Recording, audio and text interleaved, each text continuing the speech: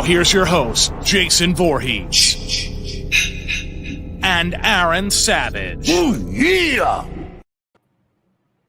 Hello, everybody, and welcome to another edition of the Sports and Metal Podcast. We are your hosts, as always. This is Aaron Savage, and with me, right over there, my partner in crime, Mr. Jason Voorhees, and we are super pumped up for tonight's show.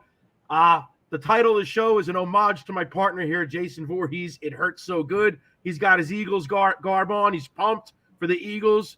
But before we get into that, let's give a shout out to our sponsors. First and foremost, get a big shout out here to our oldest sponsor, La Terrain Watches. If you haven't yet, make sure you check out their website, www.laterrain.com. That's www.la-touraine.com. You're going to make sure you use our promo code SNM. That's the letters SNM as in sports and metal. And you're going to save 10% off your purchase at checkout. And then our other sponsor, BetUS. Make sure you use our affiliate link. You're going to be able to see it right here below me in a second. There it is. Use our affiliate link. At BetUS, you're going to get 125% bonus on your first $100 deposit and free bets.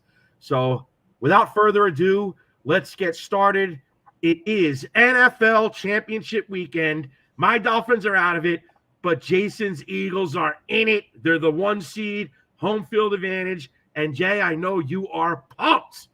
Freaking hell yeah, man. I haven't slept in like 2 days already. It's already started. I mean, you know, I can only hope for you that you can have this feeling someday soon, because I know it's been a while. Rub it in harder. Ooh.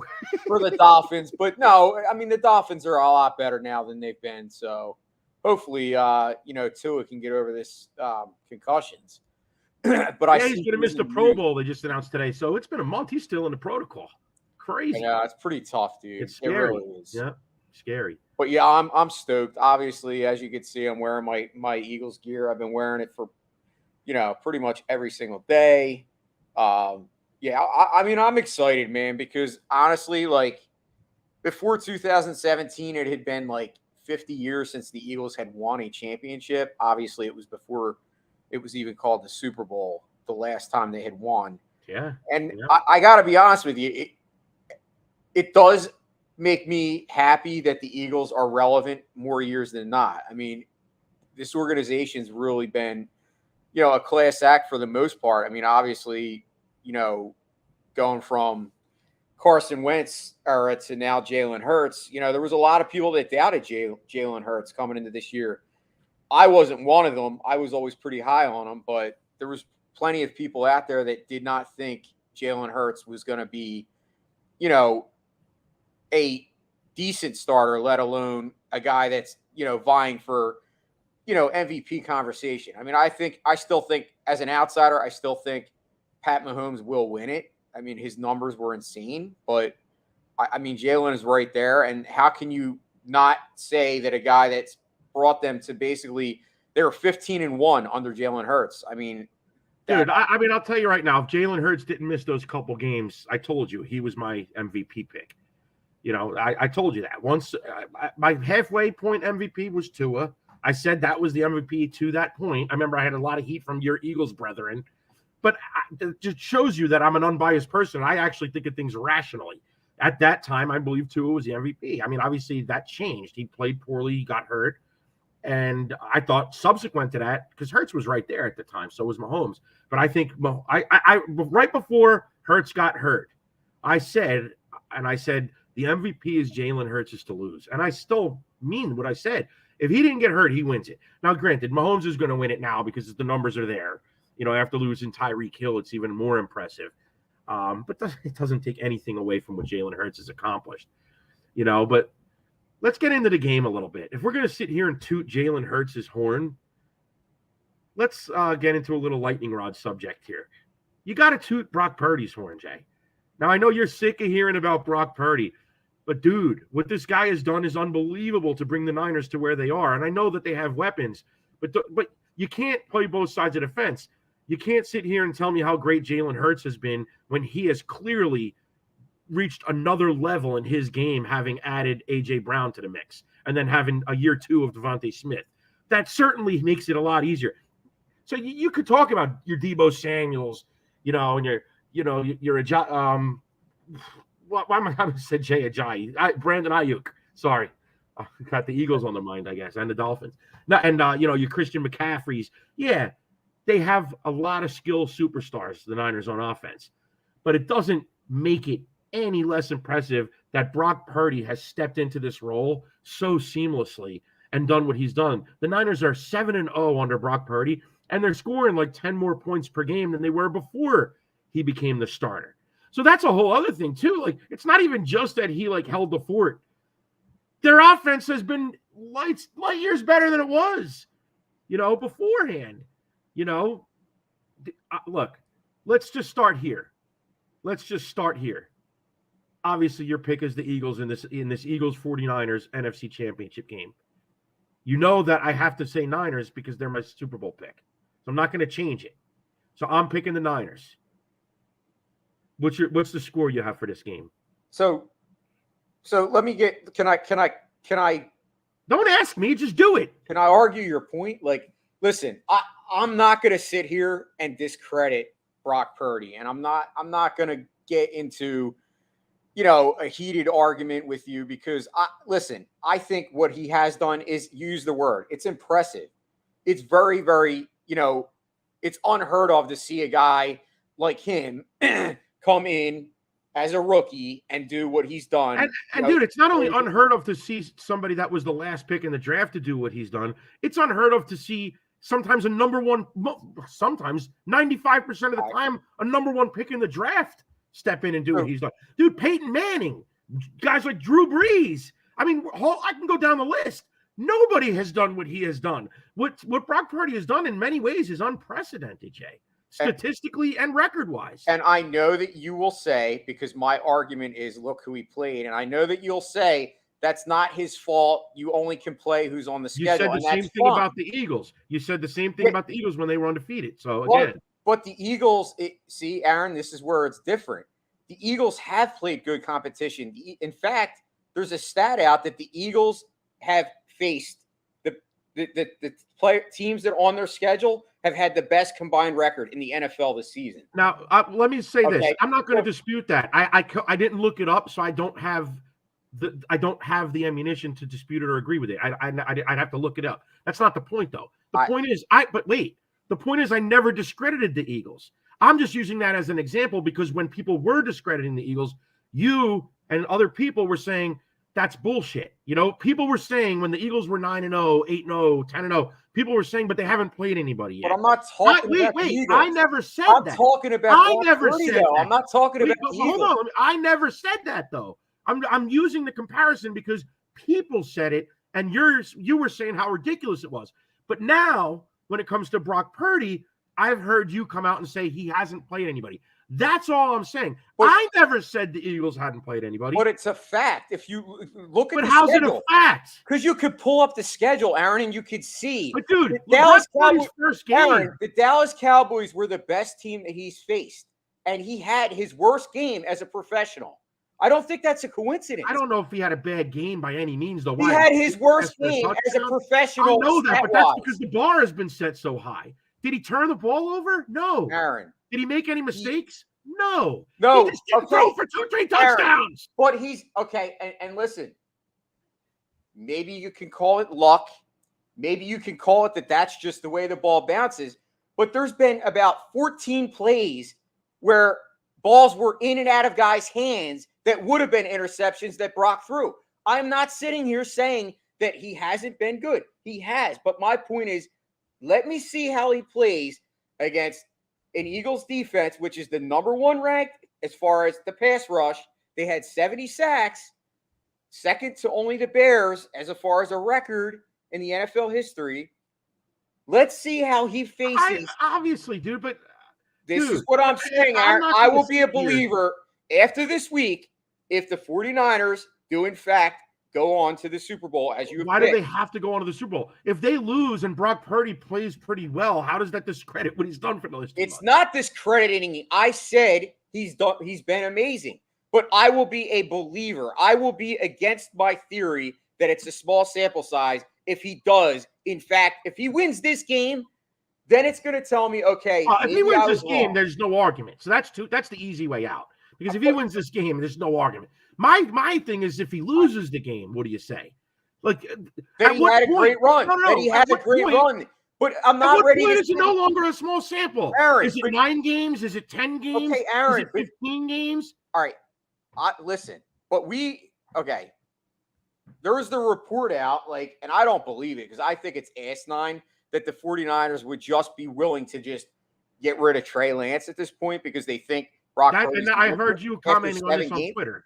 Because I think it's ridiculous. Like, Trey Lance, for what it's worth, like, the guy is still a talent. Like, it's almost like as if, okay, this guy sucks because Brock Purdy won 7 games. Called leverage. In a system that Jimmy Garoppolo played and made it to the Super Bowl. So don't tell me here we're going to bring up systems again. We're going to bring up systems again because Jimmy Garoppolo.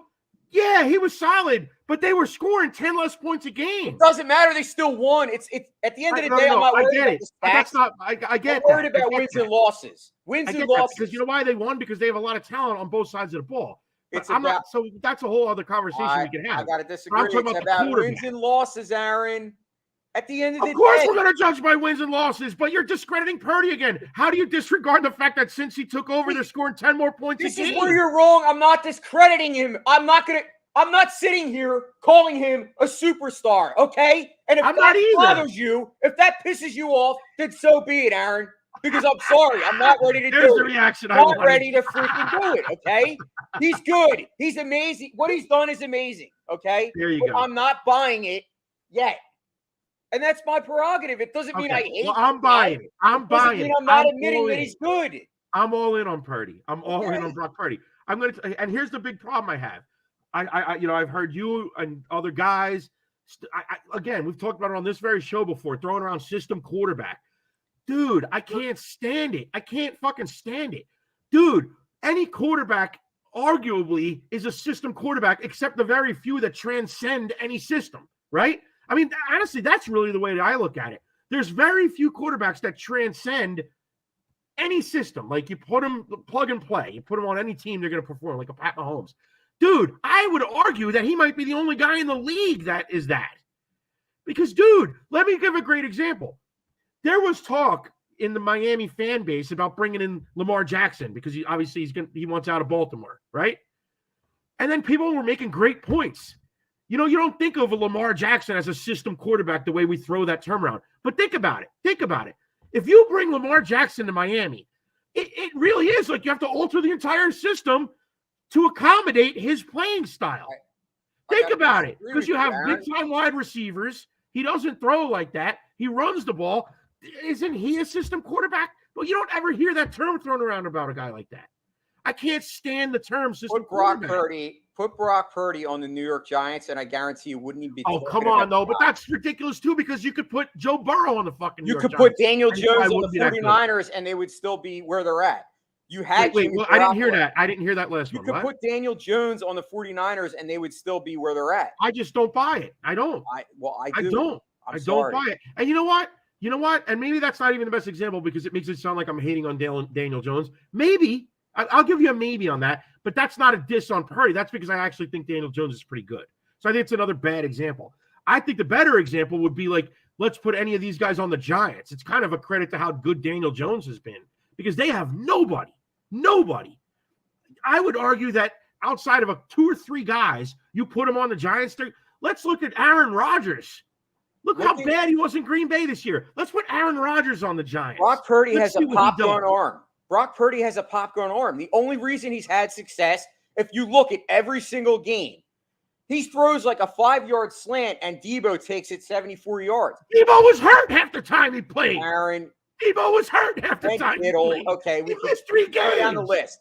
George Kittle, CMC. Look, time will tell. I disagree with you. I'm going to say this now. I've said it before. They said the same thing about Tom Brady back in 2001. Now, here's what's going to be next. You and whoever else can be like, you're comparing him to Tom Brady. You're saying, no, I'm not. No, I am not. What I am saying is, at that time, Tom Brady was the Brock Purdy of his generation. That's all I'm saying. So Brock Purdy could very well be a superstar in this league. That's all I'm saying. You make it sound like there's no shot of that. You might be like downplaying what you've said on this show right now a little bit, but I've seen you on the social media. We've talked about it off the air. You have made it sound like this guy is a farce, a joke. I can quote you on it. I have the receipts if I pull them up. You have made it seem like Brock Purdy is an absolute joke, garbage. We did a show on here a couple weeks back, and you didn't do that on the show. Never said he was and I don't know if it's because you're hating because the Niners are going to play the Eagles this week, but you have done it. And I'm simply saying, again, I'm not saying Brock Purdy is Tom Brady. I'm not making a comparison. I'm simply comparing this season and Brock Purdy this year to the 2001 Tom Brady. And I'm going to do it all day. I'm going to do it all day. And if the Niners win that Super Bowl, man, wow, what a story. And you know what also drives me nuts? People point out he was the last pick in the draft. Dude, at least he was drafted. How many guys have been stars in this league that were undrafted free agents? Cameron Wake comes to mind. He's not a quarterback, but what a stud for the Dolphins for years, undrafted. Anyway, we could do this all day. What's your final score for this game, Jay? What's your pick? So I'm going with the same score because I've been on multiple shows already. I'm going to keep the same score that I've been I would saying. hope it's your pick. I say, obviously, I believe the Eagles are going to win the game. I think it is going to be a much tougher game. It's not going to be a blowout like it was against the Giants. The 49ers, to me, are the best opponent. I think regardless of the outcome, we are getting the best of the NFC. I think the Eagles and Niners are definitely the two teams in the conference. And I'm going to just say, I think Eagles 27-17. And the only reason that I believe the Eagles are going to win the game, I think they have a great advantage at quarterback. I think Jalen Hurts is the X factor. If it was Jalen Hurts versus, Aaron Rodgers or somebody on that level, I might be struggling. And here we go again, dogging on Purdy. I'm just not dogging on Purdy. Just like I said. Aaron, listen. You just did. Jalen Hurts, because you're not going to compare Brock Purdy to Jalen Hurts. You're just not. Hey, we don't have to. I'm going to give you my pick. I'm saying Niners 27, Eagles 24. Am I going to be shocked if the Eagles win? Absolutely not. They're a great football team. I'm not hating on the Eagles. They're an awesome team. I just think something about this Niners team this year. I just feel it. I'm not a Niners fan. You know this. And I'm not just saying it now this week trying to hate on your team because you know that's not true. I said the Niners were my Super Bowl pick 4 or 5 weeks ago. Something about it. I just have a feeling. I can't say it 4 weeks ago and then renege on it now. That's my pick. Niners 27, Eagles 24. Let's move on. You could renege on it because you've seen. No, I'm not going to renege on my pick. Okay. I'm not going to do it. Chiefs, Bengals. Chiefs, Bengals. This is another one. And I'll tell you another big storyline we didn't get into. Let's say Eagles win and Chiefs win. Then you got that other storyline. Andy Reid coaching the Chiefs against his old team. But we don't have to get into that now unless it actually happens. For now, let's talk about this game. Patrick Mahomes has the bum ankle, but he practiced, in full last few days. Joe Burrow, the Bengals have won the last 3 against the Chiefs, including last year's AFC Championship game. Chiefs are out for revenge. Who do you got in this one, Jay? So I've been struggling on this one. I've kind of been back and forth, and a lot of it had to do with, obviously Pat Mahomes' health. But from what everybody's reporting, and I seen some video, he seems like he's like miraculously recovered. Like I don't know how he's even able to walk, because I know high ankle sprains generally put people out at least 4 to 6 weeks, and I've seen guys usually on the longer end towards the 8-week injury, especially a quarterback that really needs his legs, because Mahomes, although he's not Jalen Hurts as far as a running quarterback, he uses his mobility every single game. He always has since he came into the league. He's a super mobile guy. That's how he makes some of these miraculous plays with his legs.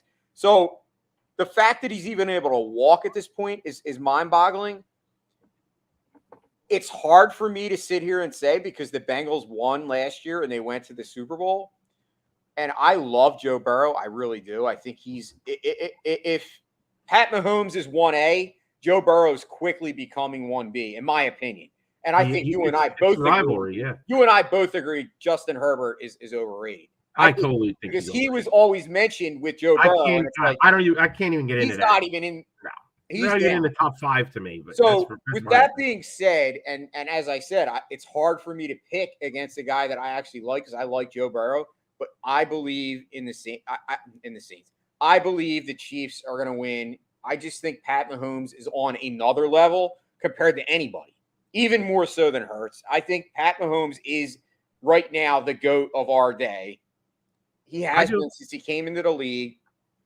And I think Andy Reid, to me, gets a lot of hate, especially in there's a lot of Eagles fans that don't like Andy Reid, which I don't which is get. shocking. When the guy literally took them to their best run ever, and he's now in his 5th.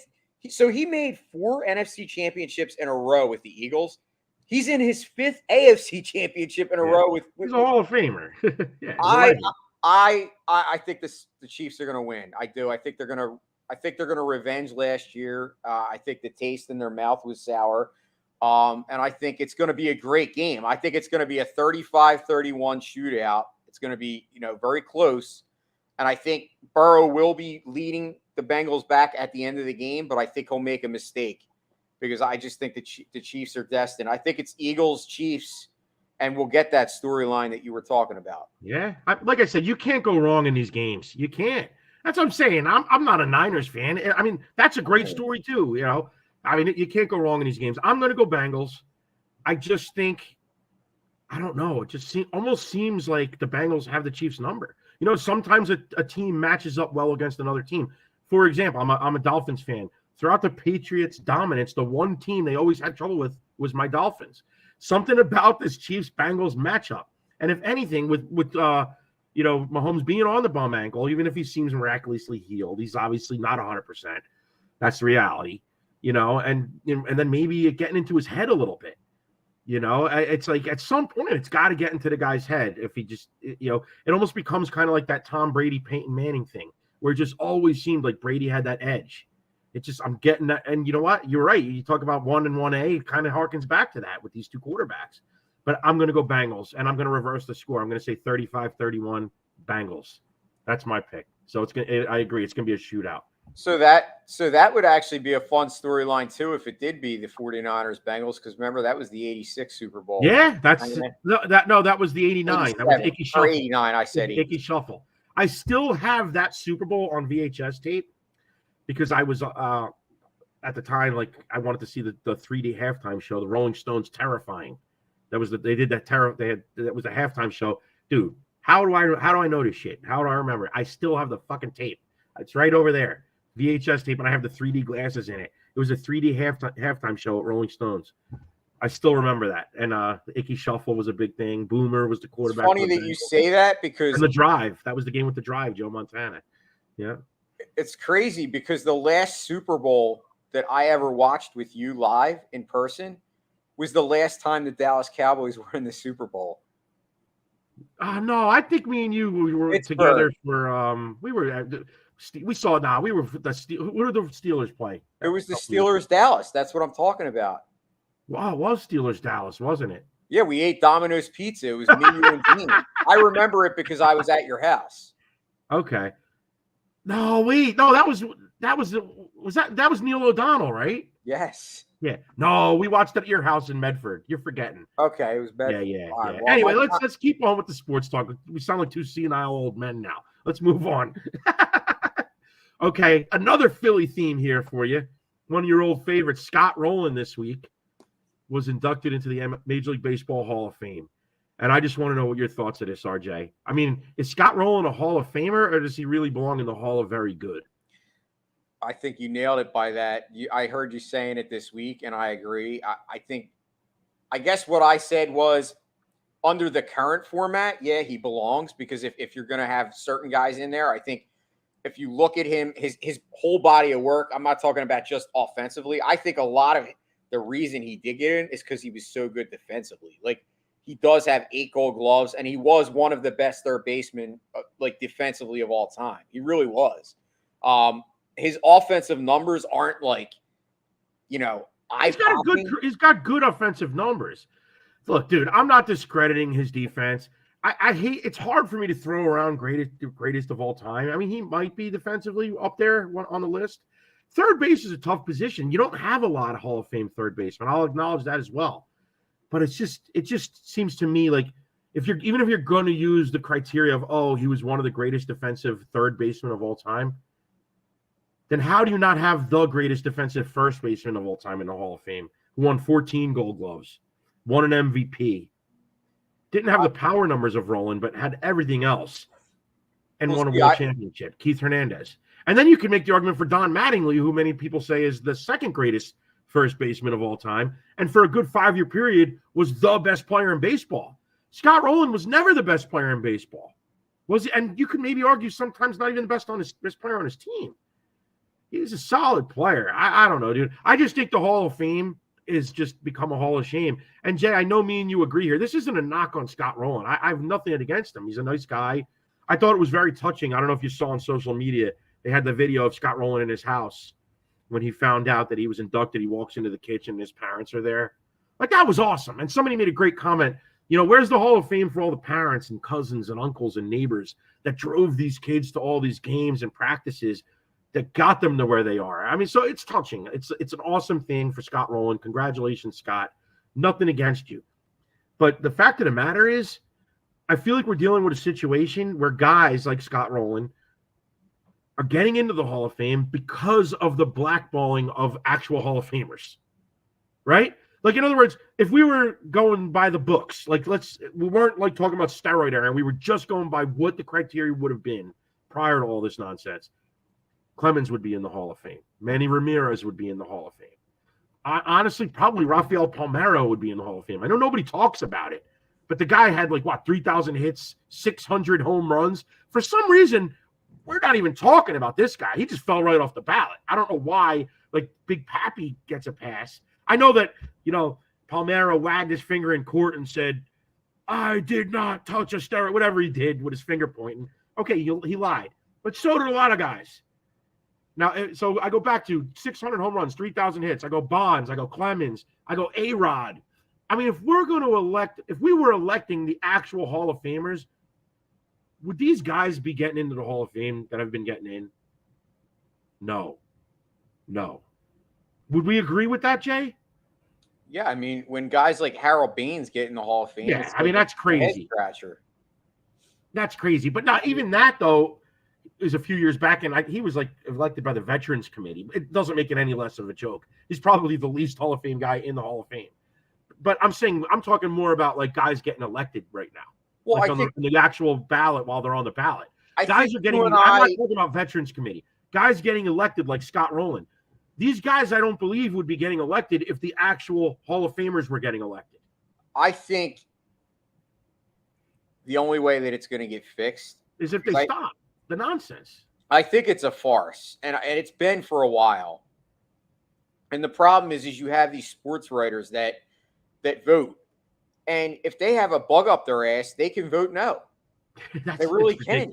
Yeah. And there's no parameters like that. That's why I think they really need to look at it and take a hard look and say, look, do we really want to fix this? And as you've mentioned prior, you've mentioned it on numerous shows. I've heard you mention it in conversations when me and you talk on the phone, just in passing, that part of the problem with the Hall of Fame is that it's supposed to keep the sanctity of the game and supposed to be a picture of the history of the game. Well, yeah, it's a museum. It's a museum.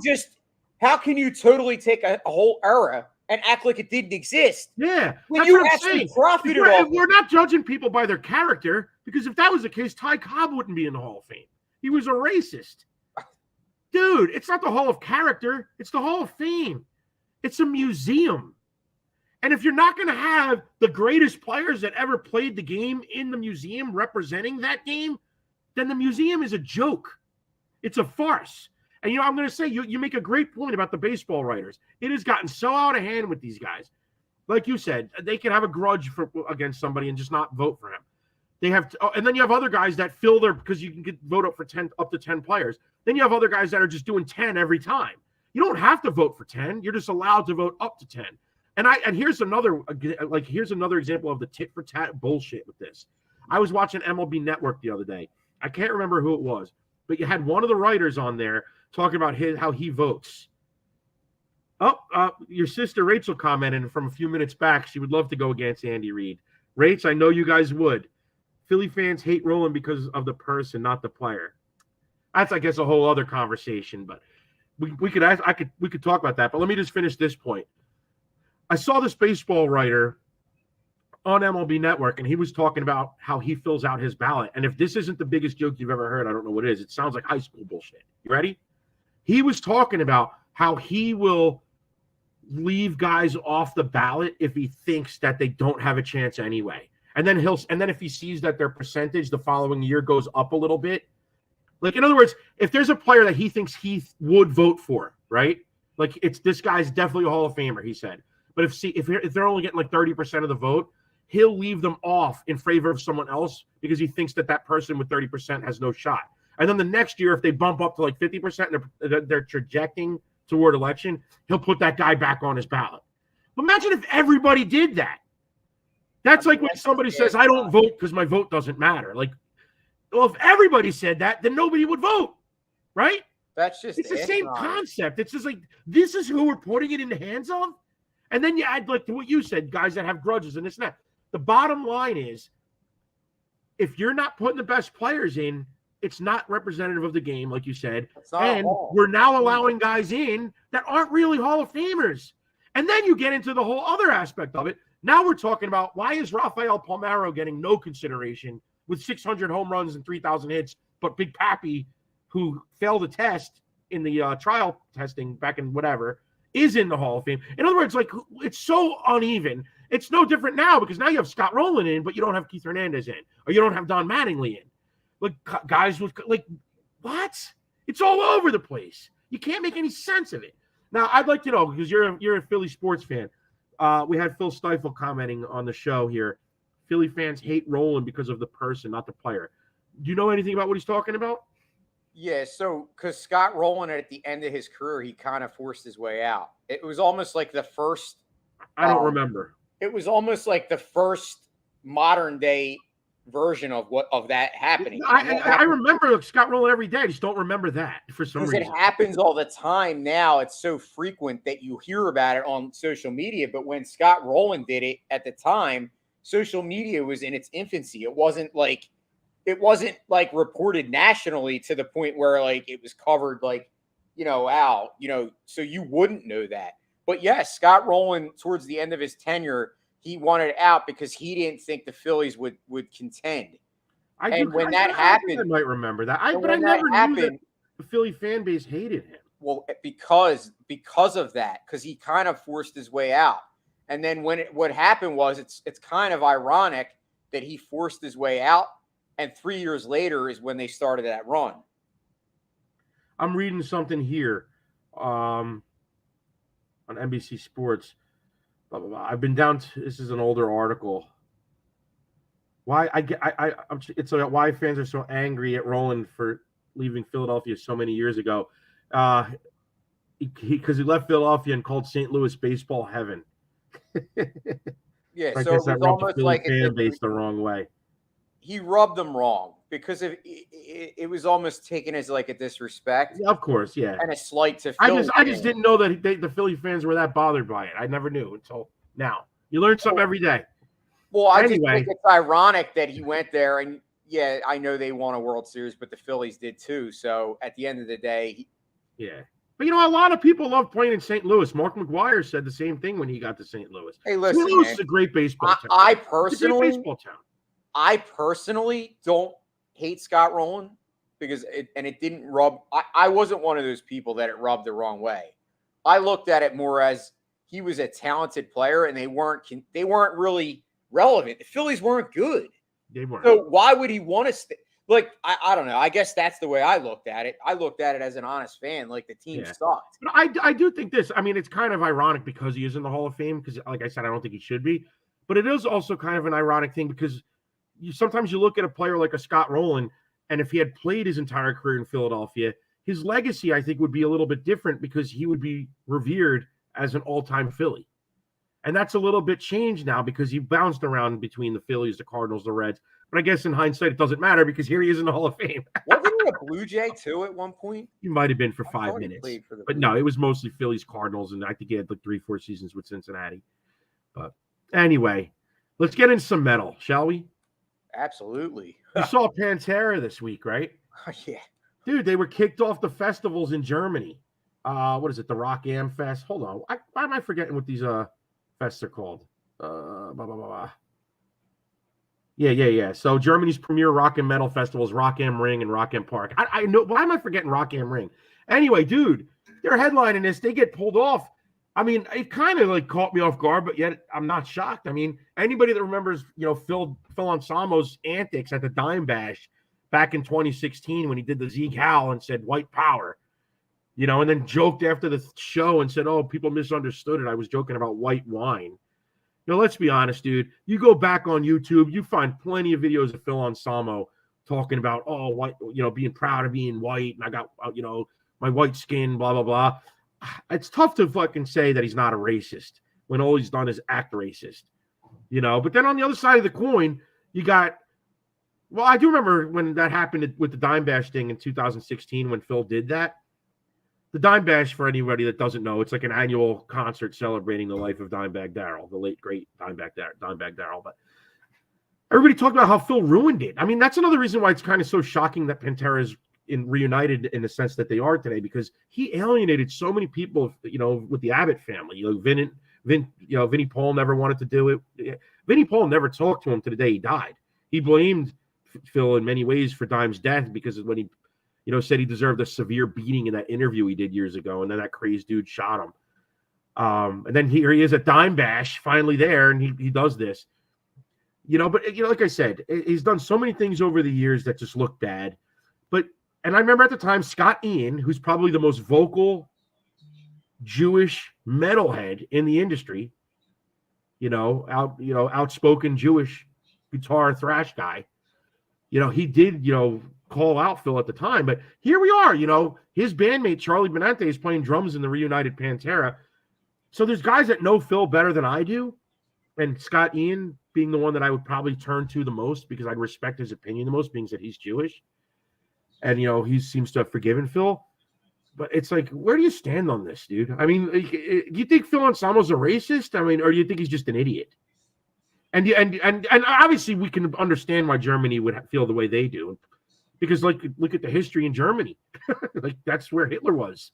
I mean, it makes total sense that they'd be very sensitive to it. It's hard for me to sit here and look at Phil Anselmo and say that he hasn't rubbed people the wrong way. He's obviously done so. And in a lot of ways, even his own close friends, as you mentioned, like, Vinnie Paul was the perfect example, like a guy that was in his band, like would know him probably better than most people, even more so than a Scott Ian. And he didn't want to didn't talk to him till his deathbed. So I obviously never talked to him, even when he died. I look at it as maybe he is racist. The only thing I can say is I do believe people can change. Maybe he's like apologized behind the scenes. I don't know. Like, I don't know Phil Anselmo as a person, but I got to be honest with you. Like, I have to say I understand Germany's position on it because it's such a, what's the word I'm looking for? It's a sensitive subject for anybody, but especially in Germany. Exactly. Right? So to me, I totally get it. I mean, it is a shame, like, if you think about it, because Pantera, like, everyone's saying that, they're really killing the shows and they're doing really well. And, I'm happy. Part of me's happy that it is happening because I'm a diehard Pantera guy. And, like, I never saw Pantera live. I know you did quite a few times, but I never got to see him live. And I definitely am going to go to the Lamb of God Pantera show. I know you want to go with me. We're going. But, like I said, I guess I quietly look at it from the outside and just say, well, as long as he doesn't, say something, on this tour. Well, here's my opinion of it. Let's give him the benefit of the doubt that he's not a racist. Let's just say he's an idiot. He says stupid things. The bottom line is it's a shame. It really is a shame that even now, Phil Anselmo, his reputation and the stupid choices he has made have found a way to soil what should be such a celebration. That's the most tragic thing about it. We're supposed to be celebrating this. We're celebrating the lives of the Abbott brothers. This is something so many people would love to have seen, to have the opportunity to see these songs performed live, and nobody better to fill the shoes of Dime than Zach Wilde, and Charlie Benante filling Vinny's shoes on the drums. These guys are perfect for the roles, and yet because of Phil's bullshit, you got to even hear about it. That's the shame. That's a shame of it all. But it is what it is. Let's move on to a little more positive subject. And you know what I'm going to talk about right now? The picks of the week. So, Jay, I want you to go first. We had a very special guest last week, and I know this is your pick of the week, as you told me. Yeah. So We've become friends with these guys and gal, and we love them. And they just released their brand new single today alongside their own, and that's none other than Hail Sagan. Yeah, I'm very excited. I mean, so obviously when it dropped this morning, I had to play it, and I played it like 6 times in a row. Awesome.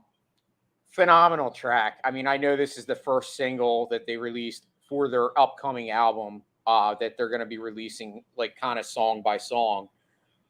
They did kind of share with us that it is a concept album, so it kind of will kind of all have a story.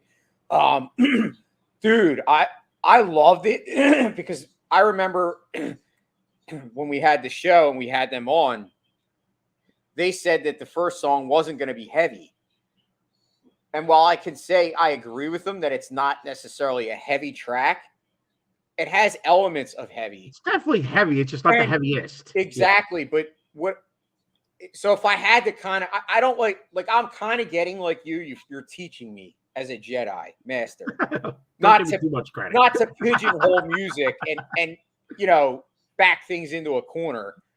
But it does kind of remind me of like, obviously, I'm trying to think of the band that it reminds me the most of. Like, if I had to say, I'm catching a little Evanescence vibe. Okay, yeah, you just nailed it. I couldn't think. I had forgot. But it sounds like Evanescence. Yeah, this new track, I'm catching a real Evanescence. They're a band that I really, really enjoy.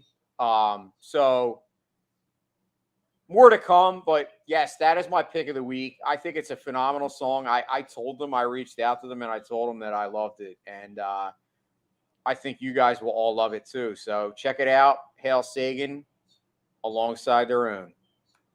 Awesome pick. Now it's time for my pick of the week. My pick of the week is a band from Kentucky called Mojo Thunder.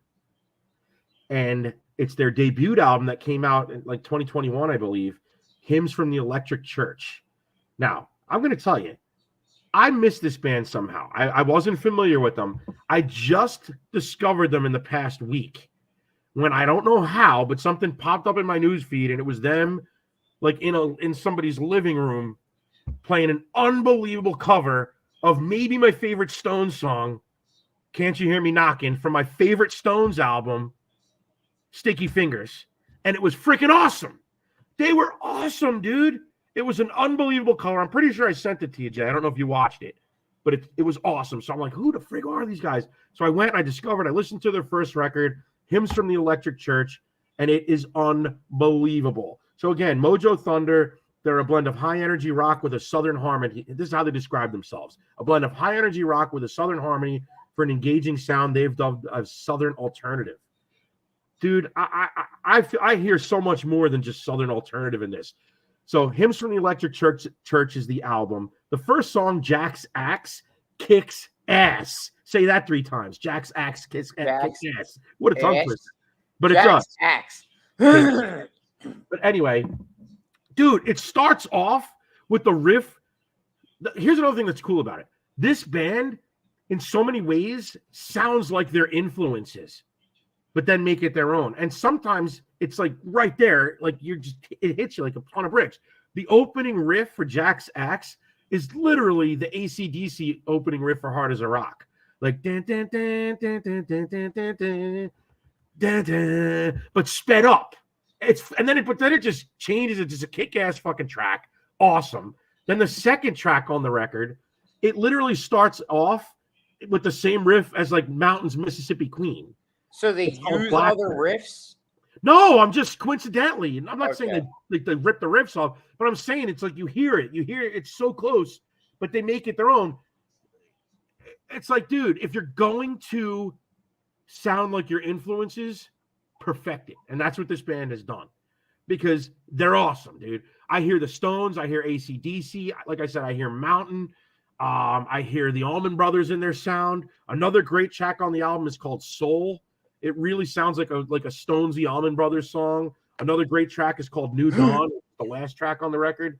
But anyway, if you haven't checked these guys out, check them out. They're called Mojo Thunder, and their debut album, Hymns from the Electric Church. Yes, it came out May 24th, 2021.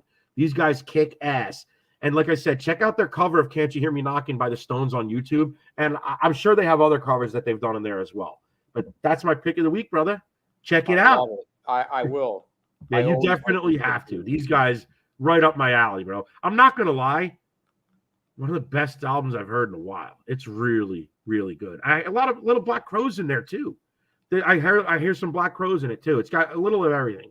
Anyway, guys, we hope you enjoyed the show. Jay, good luck this weekend. Your Eagles. I'm not rooting against you, but I'm rooting against you. No, I'm teasing you. If you win, I'm going to be super happy for you. Go Birds. My pick's the Niners, but it's going to be a great weekend of football. Listen, if you haven't done it already, make sure you check out our sponsors. Check out LaTerrain.com. Beautiful handcrafted watches at a very, very affordable price point.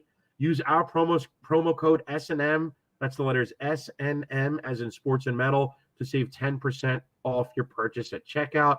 And also, if you go to BetUS, use our affiliate link, bit.ly/sports and metal for a 125% bonus on your first $100 deposit. Anyway, as always, guys, it's been a great show. I'm Aaron Savage. That's Jason Voorhees. Fly, Eagles, fly. Rock on and peace out. Peace out. Love you, Jay. And that's our show. Tune in next time for more Sports and Metal with Jason Voorhees and Aaron Savage. Woo, yeah! Got something to say? Hit us up at sportsandmetal0423 at yahoo.com or on Twitter at